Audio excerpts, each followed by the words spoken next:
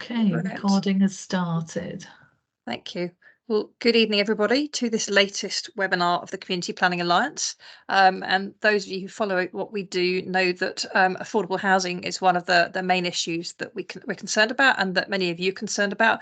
And often much of what is built by the major house builders is not genuinely affordable. Plus, you've got this huge issue around how you define affordable. And you've got all sorts of things from discounted housing, which is discount off the market price, when actually A, that's out of reach of a huge number of people, and B, what is built, the new builds tend to have a premium, so actually it's a discount off an already premium product. And you get the shared ownership with all its concomitant issues, such as hidden fees and hidden costs and escalating costs over the years. So really, shared ownership probably can't be called affordable. Or you get the issues with a new build, whereby you get liable for the estate costs, estate management, and again, those are hidden and often escalating. So there's all sorts of issues around kind of the traditional house builder model. And in addition, a concern of ours is how we get communities more engaged in the planning process to ensure that the kind of housing that's actually built is what's needed in the community and is wanted by the community and meets their needs. So that's why we decided to invite Tom Chance, who's the CEO of the Community Land Trust. And thank you very much for coming along to speak to us this evening. And he's going to tell us all about CLTs, which are there to develop housing for the community, with the community, and how they are the answer to all our problems, or are they? That's the question. So thank you, and over to Tom. And we'll take questions at the end or put them in the chat, and we'll deal with them either as we go along or at the end. Thank you. Thanks, Rosie. Well, if there were a solution to all those problems, I'd be very much in demand, but hopefully they solve some of them, or at least give us ways into thinking about addressing some of those various challenges you described. So I've just described my talk as communities taking back control, just to be topical. This is a picture of a CLT in Suffolk called Lavenham CLT that completed a project a few years ago. We have lots of nice pictures like this of communities very much part of the way that development is done, rather than just on the sidelines of it. So I'm going to tell you a bit about what community land trusts are and what community-led housing is, show you a whistle-stop tour of examples just to give a sense of the many ways in which this stuff can come about, talk a bit about what we want from government, what would help to make this much more commonplace, and then if you actually want to do it yourself, just some tips and some warnings about barriers and so on that you'll experience in our dysfunctional system today. So what are community land trusts? The content of the idea is very much in the name. So community land trusts are organizations that are established for a given geographic area, and anyone who lives and works in that community can join it and control it. So it's a democratic body for an area, which could be a town or a parish or a neighborhood of a large city. Its purpose is to own and steward and develop land and anything that sits on the land, and everything sits on land. And it could be, in this case, a shop in a small town in Shropshire, could be homes, could be anything that sits on the land. And then to hold those assets in trust for the long-term well-being of the community. So it's really a way for communities to take a greater role in what is being done with land in their area and ensuring that land is used for the social, economic, and environmental well-being of the community.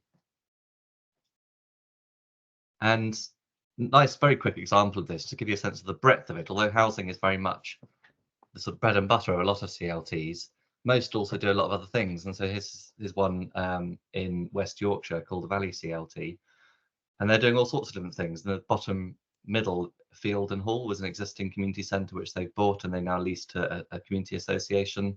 They're trying to restore an old signal box. They've developed housing. They've refurbished existing housing. They're building an enterprise centre. So lots of things that you can do through a CLT within your community. What community land trusts do a lot of is community-led housing. And the way I describe that is that in the current system, everything happens with these 5 types of actor. So normally developers would go about with a team of consultants and suppliers. They'd seek a planning consent from a local authority. They might work quite closely with your council on actually how the site is allocated or remediated or whatever it is. A housing association will come in to manage and provide the affordable housing. And communities don't really have any role in this. What you might do is you might be consulted. We all have our opinions of how good consultation is. Of course, there's lots of really good quality consultation, but a lot of it is pretty poor and tokenistic. And the only real role for communities left at this point is to object. And so those of you who would like to see better development will be described as NIMBYs because you're saying no to this form of development, because you don't really have a role or a way of saying, well, there's a better way it could happen.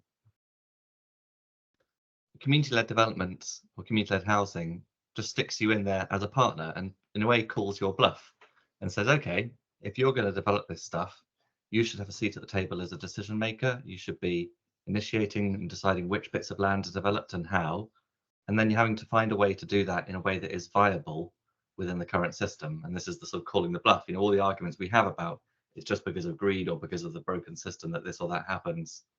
If you're actually in there, see what you can try to pull off. So what can this look like? It can take many different forms. Our network of CLTs across England and Wales have developed around 2,000 assets, most of which is affordable homes. Those homes are all affordable of one kind or another. And by affordable, we mean genuinely affordable to people on what people actually earn within a given area. And there's been studies on the affordability of community-led housing showing that it is genuinely affordable given what people earn. And a whole range of other assets as well, like with the Calder Valley example. And it is all over the country, but it is quite concentrated, you'll see, in the southwest, which is for a variety of reasons we could go into. And about another 7,000 assets in development by CLTs across the country. So they're actively out there building, trying to do good things with land, and some of them actually with nothing to do with buildings at all. So there's one near me that is there to set up to buy up and steward countryside to try to support rewilding and nature restoration in a way that is more sort of socially connected to the community and not people coming in from the outside. So it can look like lots of things. It can be a group of self-builders. This is some families who self-built their own affordable shared ownership homes that, Rosie, were affordable to themselves in the south of Devon. It can look like buying up existing buildings and saving them. This is in St Ives. This is a building that would have gone into holiday lets probably. The flats have been preserved and they're opening up the ground floor into a community centre. It can also look like the same kind of thing, but in rather than very wealthy places like St Ives, very deprived places like South Bank in Redcar, and often has a big emphasis on communities put a big emphasis on providing training opportunities, apprenticeships, kind of wider social benefits that come from the projects. In cities like this, in Redcar or in Middlesbrough or in Liverpool or in certain other, there's a lot of empty properties, and it's actually quite easy and financially not that difficult to be able to buy existing properties and bring them into use, or buy empty properties that have been lying empty for some time. It can be at quite a big scale. This is a 600-home former council estate in Westminster that was transferred into community ownership in 1992, and they a few years ago built the yellow brick building on the left. It's new infill, and also built a new story on the existing block, which is in white, and then retrofitted that existing block to be more energy efficient and have solar panels on the top and so on. So it could be large scale, fully self-managed, community managed social housing. It can be really sensitive infill. This is we can make in the south of Bristol, who've been building homes in people's back gardens with people opting in to say, in this case, the lady in the top left of the photo, she was living with her parents and her daughter in an overcrowded home, and they decided that they'd build her home at the bottom of their back garden, which they weren't really using. This is manufactured locally, made of timber, very environmentally friendly. And they're finding lots of other little plots around their suburb where they can get that kind of infill with people opting in as opposed to having it forced on them. Those are all projects which are largely done sort of DIY at different scales, but actually most community-led housing happens in partnership with existing developers and housing associations. So in this case, this is a small development of 100% affordable homes built in a Derbyshire village called Yulegrave in partnership with a housing association. And the community really taking the lead on bringing the site forward, doing a lot of the work with the local community on where it should go and what it should look like. The housing association building and managing the homes. The community owns the land underneath it and can prevent those homes from ever being sold off, and gets a small income from the housing association in return for the use of the land. It can also happen at quite a much larger scale. This is a 500 home garden village in Cambridgeshire being developed by a CLT in partnership with Bellway Homes. And this is a good example of community land trusts not being a panacea, because there is an active anti-campaign in the parish that doesn't want to see the development take place. But a large portion of the residents decided, well, on balance, we think it's probably going to happen and we'd rather be involved and try to make it better. And so all of the management functions that Rosie described, all of the land will be owned by the CLT. The community will provide its own management of roads and open spaces and affordable homes, determine what it's charging its residents. And the residents can sit on the board of the CLT and be part of that. So it's fixing some of those defects in the current system by giving the community much more control over what the master plan looks like, how it's built out, and how it's managed into the future. Other nice examples like this is quite a famous one in Liverpool called Home Baked, which came out of the Liverpool Biennial and is refurbishing existing high street terrace, which has got a very successful bakery, and it's right opposite Liverpool Football Stadium in Anfield. And then stuff that's nothing to do with housing at all. So this is a CLT in Cambridgeshire that had completed some homes with a housing association and then embarked on this incredibly ambitious project to take their village off oil by creating a district heating system which is powered by solar panels and then is able to be retrofitted into people's properties to provide them with a hot water supply without needing a boiler. So it hasn't. It's a government-funded technology trial, but quite incredible what communities can do if they have the opportunity. So why am I bothered about all this? Why do we bother? Why do we support communities to try to do this? Because this is a lot of work. And this slide sort of shows the logic diagram of what we see happening. So it's that if communities own the land and have real agency and power in the system, then we can show, with many independent studies of CLT projects up and down the country, that you are more likely to get homes that are truly affordable. You're more likely to get better environmental standards because people are involved in the process and have a greater involvement once it's completed. You get better social cohesion and better health through the kind of involvement that the community can have in it, and the sense of pride that community can have in development. And that tends to lead to less opposition, not no opposition, but less, and also a form of organised support in favour of higher quality development. So our ambition is that we go from where we are at the moment, which is a relatively small scale, bobbling up from the bottom movement, to something of significant scale. And we launched a report last year with Michael Gove, setting out our ambition and vision of how this could happen. And we described five types of typical CLT project, from those rural sites with housing associations, large sites like Kennet, exception sites where we've now got a policy into the National Planning Policy Framework that gives communities the ability to get a planning consent on an unallocated site adjacent to a settlement, infill stuff like we can make in South Bristol, and CLTs doing multiple schemes in their town or village, a town or city, like maybe Calder Valley. And we looked at the potential of those models across the country and said, actually, that could be something like 278,000 homes. We didn't put a timescale on that exactly, but there's a lot of potential for this kind of development to be happening in a much more significant scale across the country, some of which would be in addition to what's already being built, some of which would be changing the character of stuff that's being built at the moment. And Gove's been quite taken with this. He gave us a speech on a long-term plan for house building in July, in which he talked about it. And in conversations with him and other ministers, because they keep changing, we understand government's way of thinking about this is that maybe if 5% of housing supply were community-led development, that would be a sort of target for them. And that's up from somewhere like 0.05% at the moment. So that'll be a transformative change in scale. It wouldn't be the whole system. And maybe you could imagine a world in which it is the whole system, or the majority of it, like 50%. But at least to get to that point where this is an option which is much more commonplace and which is there for communities to be able to exercise if they wanted to.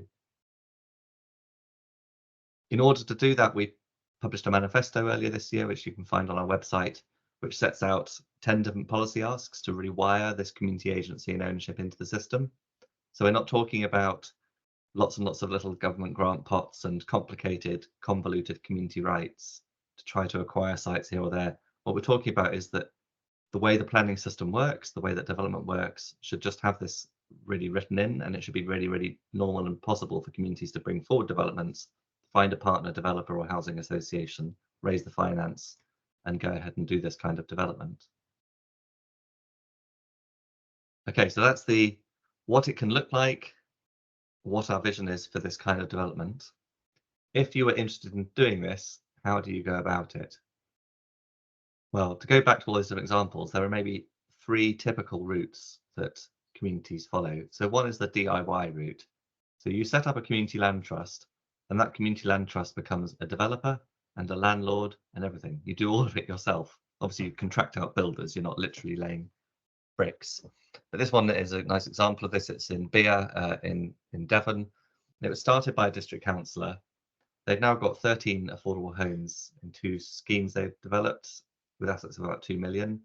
They've become a developer through the process, learned how to do housing development. They have a very good relationship with the district council, which enabled them to access council money, council borrowing powers to be able to finance a lot of this, which is unusual and difficult. And they're also a registered provider, so like a housing association in their own right. And this is a big undertaking that a minority of CLTs do, because it requires a huge amount of volunteer capacity before you get to the point where you might have enough of a turnover to have staff. You get wonderful results in doing this, and so there's some fantastic CLTs around the country, and much like alms houses and other sort of organisations, but it's not one to be entered into lightly, although you do get maximum control because it's all you. About half, or just over half, of completed projects have been in partnership with housing associations. And I described it very briefly earlier with the Derbyshire example. And then here's a picture of a whole range of schemes being developed around the southwest in partnership with housing associations. The advantage of this is that the CLT still owns the land. You're still in control of the key decisions about where homes go, what they look like, the allocations policy giving priority to local people in need, and being able to protect those homes from the right to buy, the right to shared ownership, and so on. So you get a lot of those outcomes that you want, but you basically hand over to a housing association the difficult job of building the homes and financing all of that and managing the homes. So for a lot of these communities, they trust housing associations to manage the homes, but they just don't want to. They want to have more control over it all, basically. So it's kind of less work and responsibility for the community than the DIY route, but more work and responsibility than the usual thing of sitting back and letting someone go and develop stuff in your area. You just be a consultee. And a lot of these CLTs have gone on from a housing project to then do non-housing projects, having started this, like the example I mentioned with the district heating scheme in Cambridgeshire. It's often quite a nice launch pad to kind of get a community-led developer going in a community. The third route is partnerships with private developers, and this could be simply becoming a Section 106 provider of affordable homes and some other assets. But ideally, you're also working much more closely with the developer. And so this is a CLT. Actually, again, this is a Devon one again. In a community called Newton Noss, they're doing separately another development in the parish with a housing association. But this is a big site for the area being developed with 125 homes, and the CLT has been very much involved in the planning of this. They're going to take some of the social rent homes off of them, along with some other parties who are involved in this scheme. And the advantage again for the CLT here is that the developer is taking care of the job of actually building out and developing this stuff, and the CLT is receiving the assets as buying the assets off them. And there've been quite a few of these where the CLT buys and then manages the homes, and then some even where the CLT buys the homes and then gets a housing association to manage it. So there you get increasingly complicated configurations of different sorts of partnership, but all underlying it all is the community owning the land and making some of the key decisions and protecting these assets. If you try to do this, it is not easy. It should be a lot easier, but these are the main barriers. So the first 3 along the top are technical support, getting access to land, and getting money. And a lot of our work over the years has focused on those 3. And depending on where you are in the country, we may be able to signpost you to really good local technical support organisations able to help you with this process or not. Depending on what you want to do and the local market and the local planning policy, it can be more or less difficult to access assets. And finance has come and gone, and for a time we had something called the Community Housing Fund, which really solved the finance gaps for this movement and saw a huge spurt of activity, but that's gone away. And so these are unsurprisingly part of our manifesto asks of government to fix those three. The bottom three are kind of slightly more less tangible. And they are, first of all, that this form of partnership working isn't well understood. And for a lot of housing associations or developers or councils, the idea of working in partnership with communities is a bit alien and a bit off-putting. And likewise for communities, often they don't want anything to do with the developer or the housing association. So sometimes making those partnerships work is a challenge, and that comes back to the technical support in somebody sitting in the middle, facilitating that relationship and helping people to understand one another. The second barrier is paternalism, that in this country we have this deeply embedded skepticism about what communities are capable of doing, and overcoming that is sometimes very hard. And there's also the planning risk, which feeds into the lack of finance and so on, that it can cost you upwards of £100,000 to do a planning application, and you don't know whether or not you're going to get permission, and you can get turned down for unexpected reasons, although very few CLTs have ever had planning refusals. But the system itself is inherently risky. So you're going into this wanting to overcome all of these different barriers. And at some points in the last 5-10 years, we've had a relatively more benign environment for this. And at the moment, it's quite difficult. If you are not put off by that, if you'd like to get involved, we're organising a conference in June in London where you're welcome to come along. A great opportunity to get inspiration and make connections and meet many people doing this. We've got a lot of information on our website, and also it links through to a website called Community-Led Homes with loads of free resources, examples, case studies, a map of existing community land trusts. There might be one near you already. And if you wanted to go down this route, then joining the network gives you access to further resources, peer networking opportunities, training, and being part of our lobbying work nationally, which has achieved a lot in terms of changes to planning policy, to leasehold law, to funding environments and so on. So I'm going to stop there. That's my whistle-stop tour. I hope that was helpful. I'm very happy to take questions. Brilliant. Thank you so much. Well, I still feel inspired despite the challenges set out. Just before we go to questions, do you know what date the summer conference is? 21st of June. And it's the main item on our website. If you go onto the website, you'll see it there. Okay, excellent. Good. And then I'm going to open to questions. Marge and Caroline, my chat function is broken, so I've got no idea what's going on, I'm afraid. Something strange. So do you mind managing? Yeah. Are there any questions in there that you can go through? Yeah, so Heather's just put a hand up, but Heather, can you put your questions in the chat, please? And then we can take questions that way. We've only got a couple of questions in the chat, I think, Caroline, haven't we?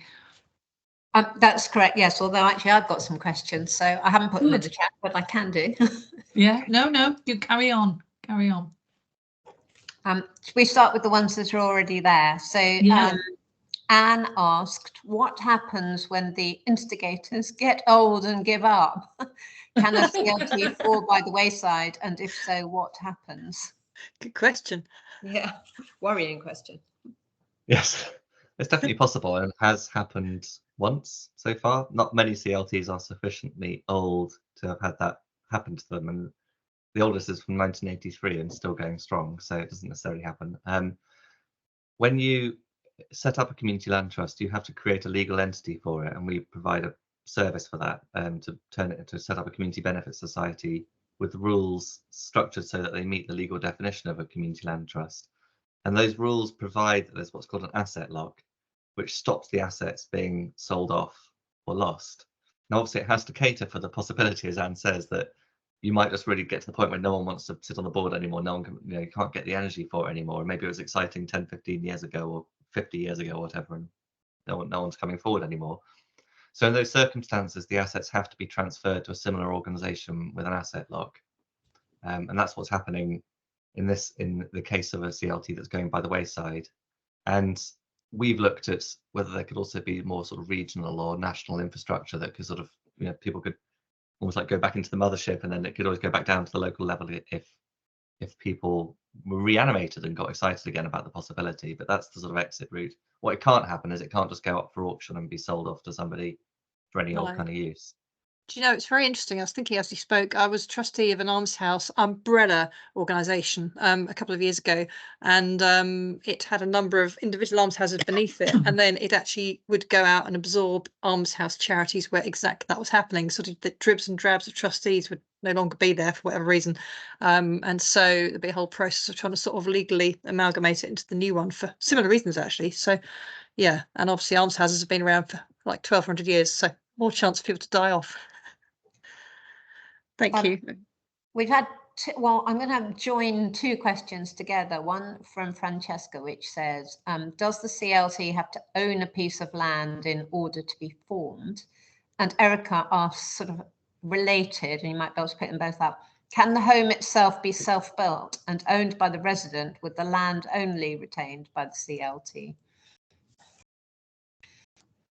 Yeah, so you don't have to own anything to form a CLT, and there are sadly some CLTs that were formed many years ago and still haven't got to the point of owning land because they've been struggling away, trying to find landowners willing to sell to them or to find a project that can take off. So CLTs normally start even without a specific piece of land in mind.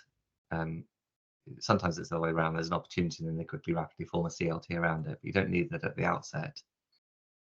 To Erica's question, absolutely, and that's a kind of key principle of a CLT, is that it's about, although people think about it in relation to housing, it's about the land. And so it's quite common for CLTs to own land and then lease it either to, say, housing cooperatives or to individual householders. And what will often happen in the case where it's an individual householder with, say, a self-built plot, is if it's an affordable plot, say you bought the plot at a price that works out at like half of open market value, the CLT will put in place a covenant or conditions in the lease that protect that discount in future, so you don't cash in on, don't just sell it on as an open market house when you move on. And so there are examples of that in a number of different CLTs around the country, where either they've leased to an organisation like a co-op, or they've leased or provided a covenant to an individual self-builder. Actually, that leads on to Jeremy's question, which is, in the case of a developer partnership route, how does it sit with any Section 106 agreement? Generally speaking, the CLT would, I suppose the starting point is that the CLT is just taking some or all of the Section 106 affordable housing that would be built anyway. And then it's a question of whether the communities and the developer are able to push that to get a higher proportion of affordable housing or types of affordable housing that are more genuinely affordable, and also how open the developer is to improving the quality of the homes. And that often goes back to how the land came to be acquired, because the land value determines often then what is possible. And so if it's a sort of a bog standard profit driven developer that has already got a bit of land and is looking to offload the Section 106 homes, the CLT just kind of takes what it's given. In some cases, there are more sort of purpose-driven developers, and often landowners, or whether it's public or private landowners, willing to sell at a lower rate, or planning policy that enables them to get access to land at a lower rate, which means you can then do a bit more with it. And the developer basically is bringing, capability and commercial acumen and so on to be able to do stuff with the community in the ideal scenario. Heather had a question about whether the CLTs have been used to deal with woodland and community-owned and managed woodland. And actually, I had a question related, which is it harder to find the funding for those type of non-housing related projects? There are a couple that I know of, one called Orr Community Land Trust, which is on the edge of Hastings, which was set up purely to protect some urban woodland. And then there's one near me in Shropshire called Middle Marches Community Land Trust, which is set up, it's the one I mentioned, that is set up to buy, they don't really woodland, they've got water meadows, a grassland meadow and some upland hill farm, but they might buy some woodland. So there are some in that kind of world of community owned and managed green spaces of one kind or another.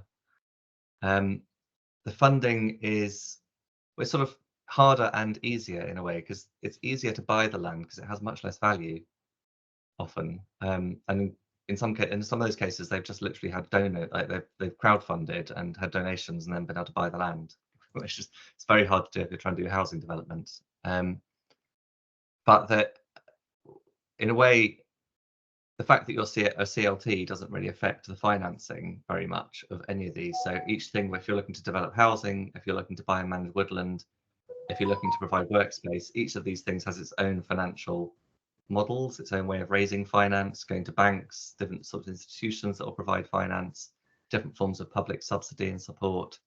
So one thing we're looking at and we're quite interested in is CLTs being able to access things like biodiversity net gain credits, carbon credits, bringing some of those income streams in a way that is more sort of community controlled and socially responsible. That's slightly underexplored territory at the minute. Yes, there's huge scope, isn't there, for a variety of different things. But do the developers, are many of them not reluctant to get involved because they would want full control of the site and maximum profitability? And do they not see it as a downside sometimes to be involved with a community land trust? Like the Kennet example, for example, is it Bellway you said? Yeah. Well, in that case, it was already locked in by the time Bellway came on board. So, like it or lump it. And done well, it's not a problem for developers, particularly if you can facilitate that relationship to help the community and the developer to understand one another. Because the big thing is basically often people just, you're coming from totally different worlds and different ways of thinking about things. Where it works well, developers are still able to make a profit. We're not trying to promote a model which is anti-profit. But I think it works best with developers who have a real pride in quality and so, their values are a bit more aligned to the community. It's harder. Like it would be more likely to be forced on the larger volume developers, for example. It's not that they're going to jumping off our hand to want to do this kind of development. Yeah, and I suppose it gives them the hope for development they wouldn't otherwise get on a certain site potentially. So it's kind of either not get the buildings at all or get it with the control of the community. Yeah. Actually, that ties on. Sorry, Tom. I was going to add about the woodland thing, just coming back to it a second. So I mentioned Calder Valley CLT, which has all these different asset types. One of the things we're quite keen on is that you don't end up with 5 different CLTs within an area with each with a single purpose. And I think that's part of the problem we have at the minute is many different community organisations. Like one organisation is set up to run the library, another organisation is set up to do the woodland, a new organisation is set up. And the idea would be actually you'd have a CLT that would sit underneath owning all of these different bits of land and thinking about, with this portfolio of land that we've got in our hands, how is this helpful to the community? And so we want to preserve that piece of woodland because that's very important.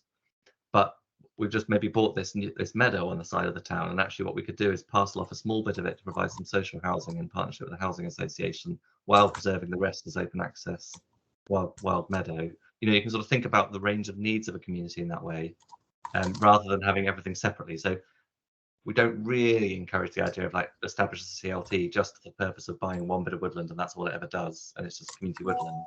In a way, it's like just set up a kick or something to do that.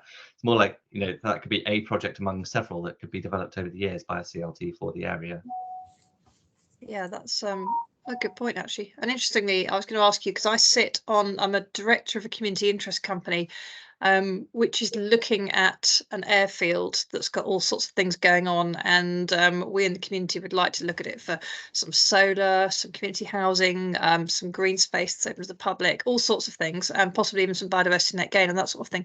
So what's the difference between a community interest company and a CLT, and should we consider swapping, do you think? So a CLT is not a legal form like a community interest company or a company limited by guarantee or a community benefit society. It's just a definition in law of a set of features that something has to meet in the way it's incorporated.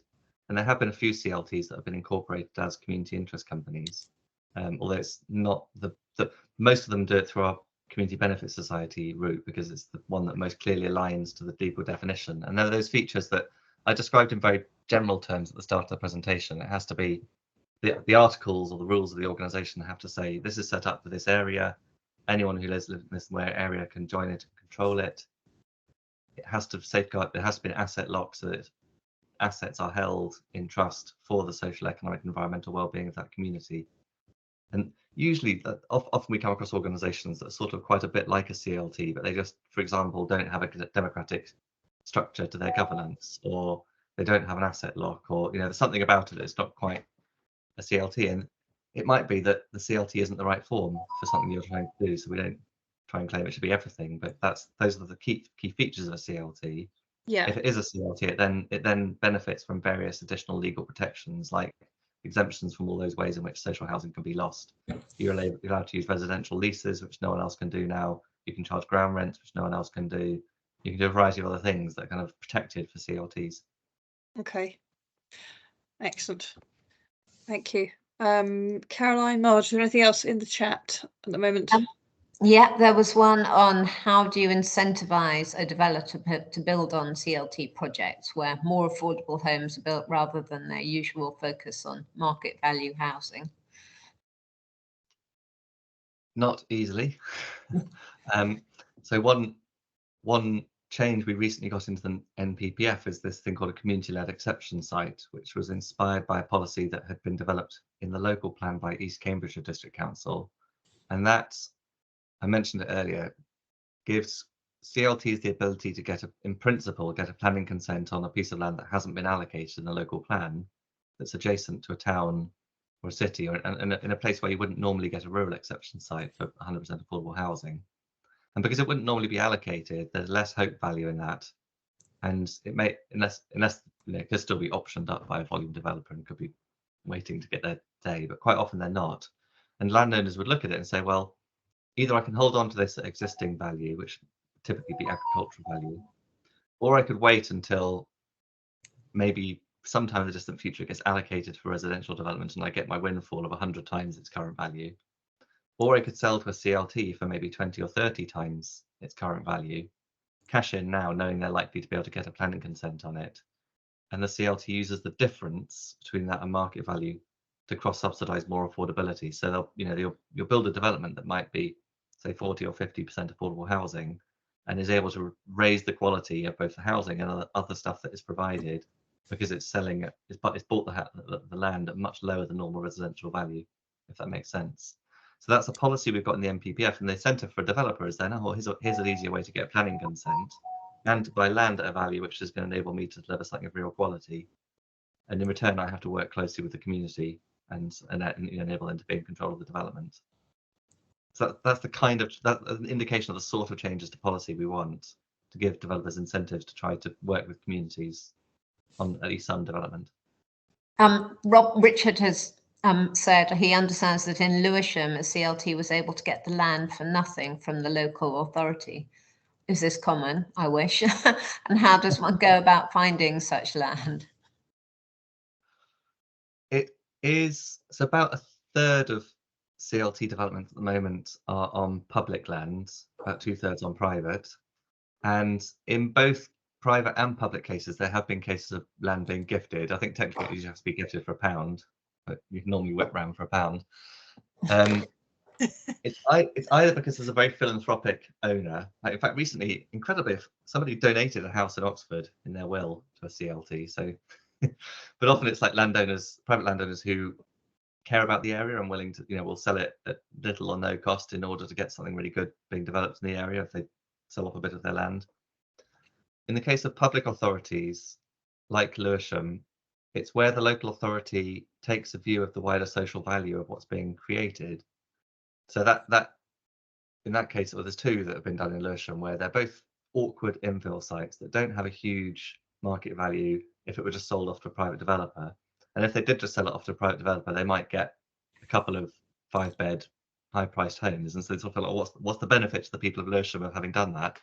And they weighed that up against the benefit of selling to the CLT for £1 and then what that could unlock. And in that case, there's one scheme of 36 flats, another scheme of 11 flats, all affordable housing. So there are cases like that, and some councils do it, some don't. And again, through our website and there's a lot of technical resources and legal resources, and how you make the case to the local authorities as to why they can do that and how they can do that. But it's obviously, as austerity has got, continued to progress, it's harder and harder for local authorities or other public authorities to justify that if they think they could get a lot of money for it. So not guaranteed you could do it.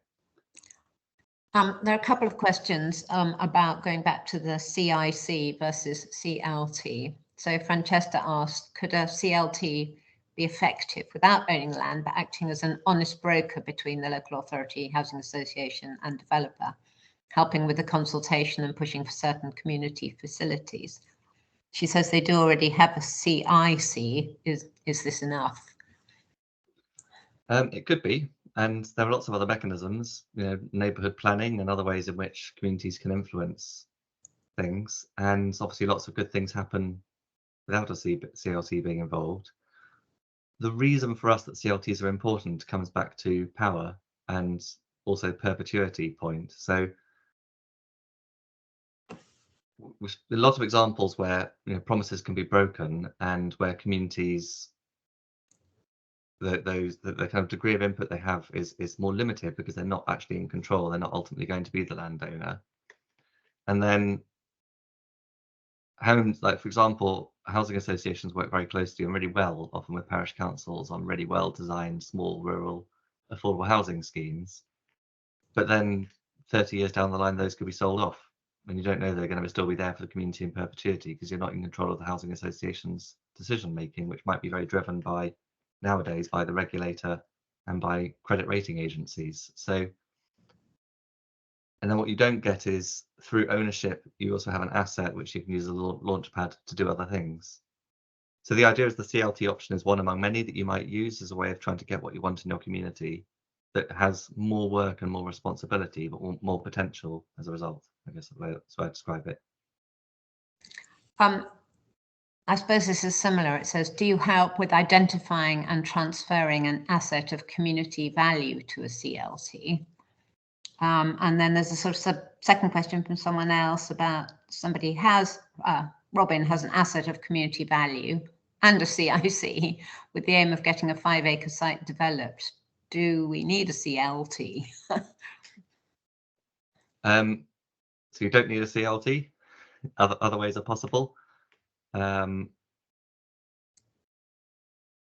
think, as I say, that the advantages of the reasons you would choose a CLT are either because it kind of fits with the way you've set up your CIC already, and so making sure you comply with a CLT is no detriment anyway, and then it gives you these various advantages in being recognised in planning policy, recognised in law around leasehold and ground rents, right to buy, and so on, and then being part of a network like ours that has a kind of lobbying power and a peer network to support you. So there's a reason to get into it if it matches with what you're trying to do.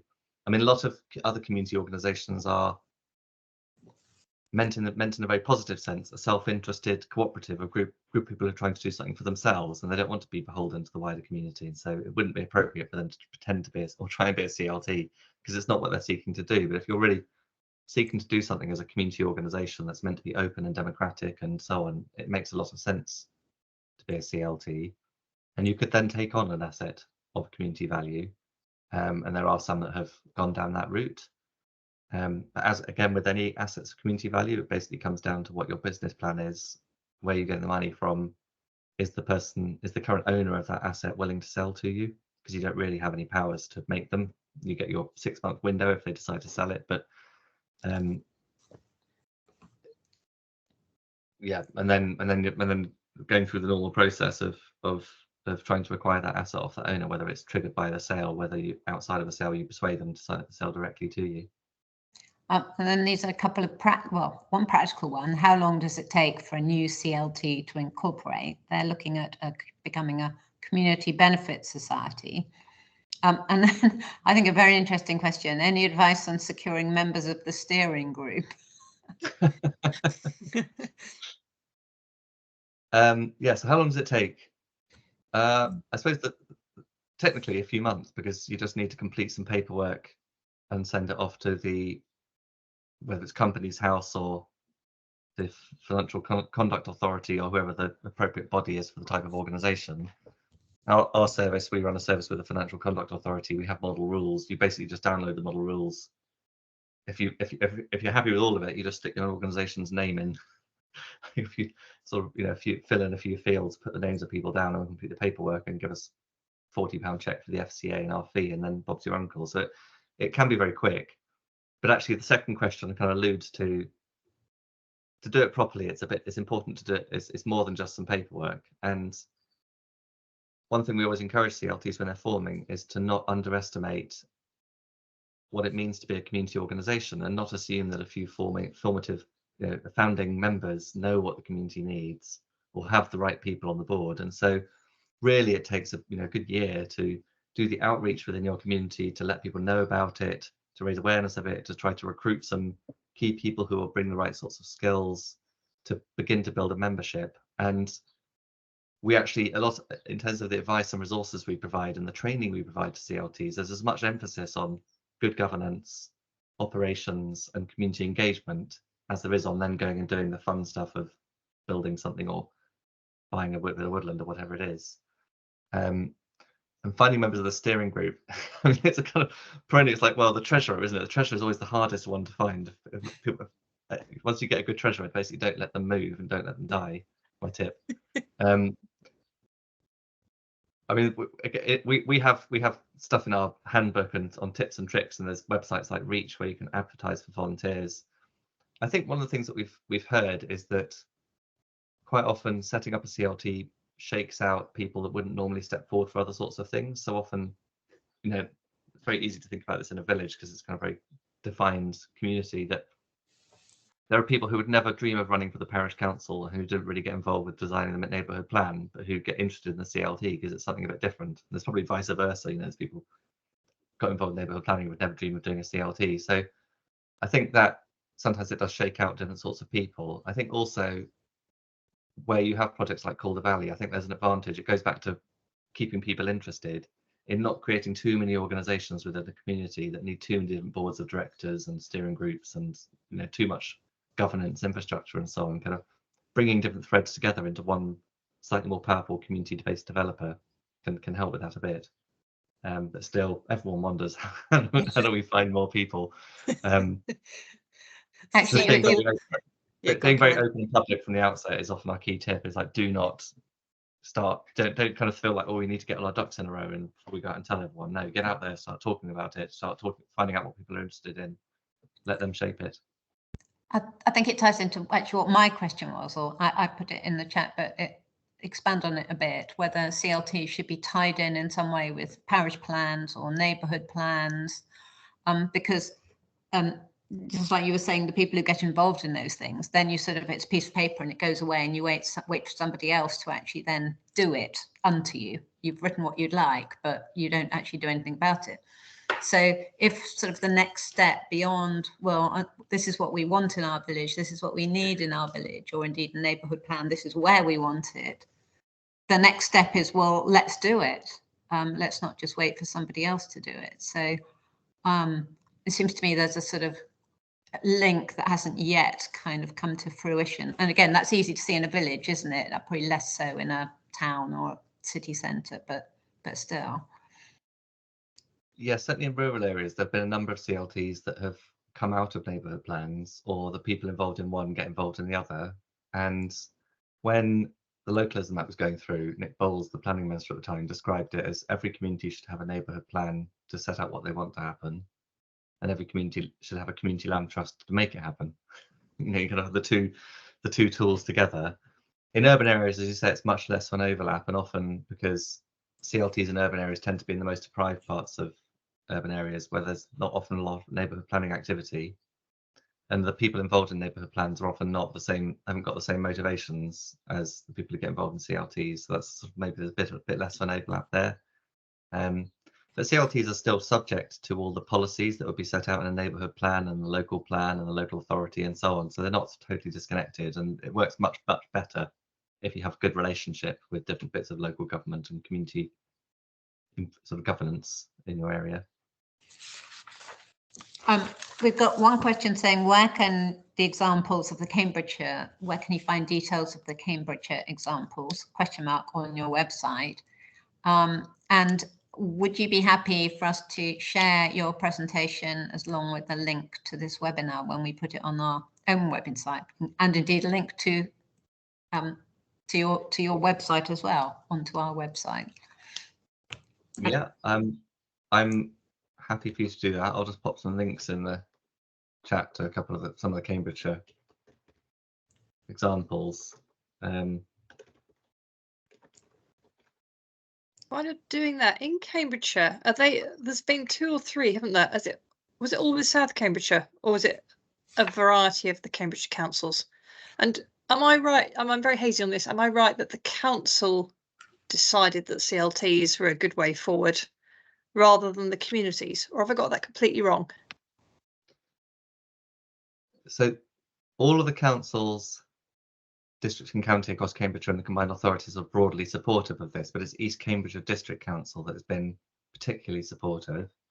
I'd say it's definitely come from communities themselves, but it was a leader of the council and a deputy leader 3 leaders ago who happened. So the deputy leader was chair of a CLT and was a big evangelist for this, and then the leader kind of got the bug, and it's for about 15 years now. It's been basically the sort of council's policy to do this, and so the chief executive of the council has in their job description, one of their key performance indicators is how many CLTs are there, and they set up their own trading company, which has one of its objectives to support CLT development. They put in place bespoke planning policy, so they've kind of gone all in on this. And the rationale for it in East Cambridgeshire, just sort of ventriloquizing, like in their own words, it's not my take on it.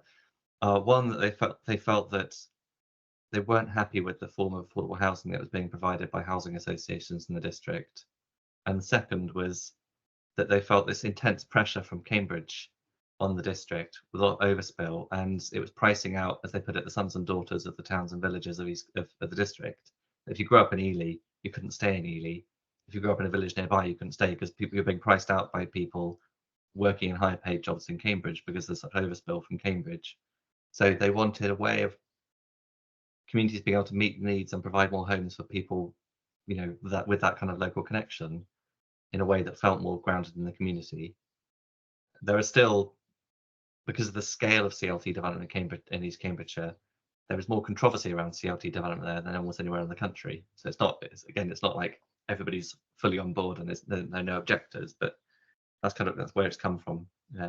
Yeah, interesting. So at a high level, the council's super supportive, and it's as you'd presumably want all councils to be. But maybe some of the results, like with everything, are not quite what everyone in the community wants, because you're not always going to keep everyone happy. So, okay, that's interesting. So should we all be trying to hope that our councils would support CLTs and train people and all that sort of thing in the same way?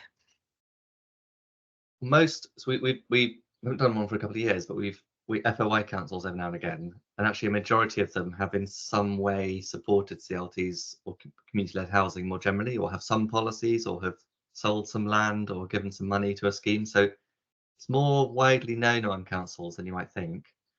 What I think is rare is those councils like East Cambridgeshire, and there are others around the country, who have really sat down and thought, how would we make this happen at more scale? How would we kind of wire this into the way that development's happening in our district or our borough, wherever? And it's been more often, like even in Lewisham, there's 2 fantastic completed schemes there and some other stuff coming through. It's been sort of at the margins of what they're doing in housing policy in Lewisham, where they've got these small sites that they couldn't figure out what to do with. So like, let's let the community figure something out. You know, they can struggle on with it. Yeah. Really, what we want more councils to do is think, well, how can we give communities much more agency and power in the housing system, and in other types of development? You know, if we want to regenerate the town centre of Dinnington, the former mining town in South Yorkshire, or if we want to deal with the dilapidated properties in Hastings, or if we want to protect St Ives from the kind of downsides of tourism, you know, how can we really give communities capability to do that with us? Okay, brilliant. I'm conscious we've got 5 minutes left. So Caroline, anything still in the chat?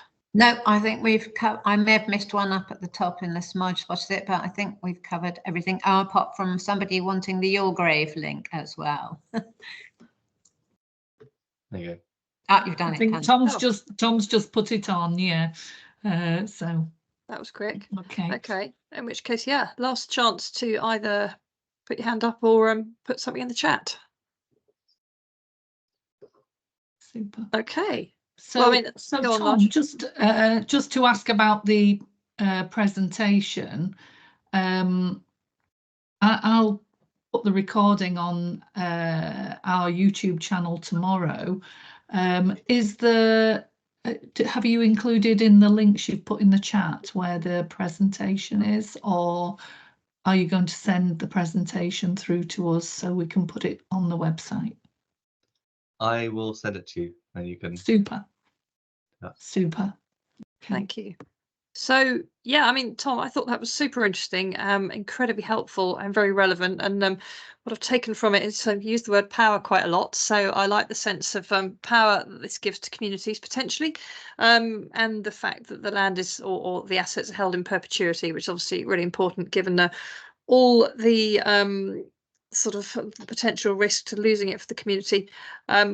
I love the fact that you're reminding us that communities can do positive things, and it seems to me like the sky is the limit, albeit there are quite a lot of hurdles to achieve what you want. But I think CLTs offer huge benefits to everybody. So I hope people go forward enthused and try and set one up. So thank you very much for speaking with us, and thank you everyone for coming along and attending as well. Yeah, no, it was great. Thank you. Thank you. My Bye-bye. pleasure.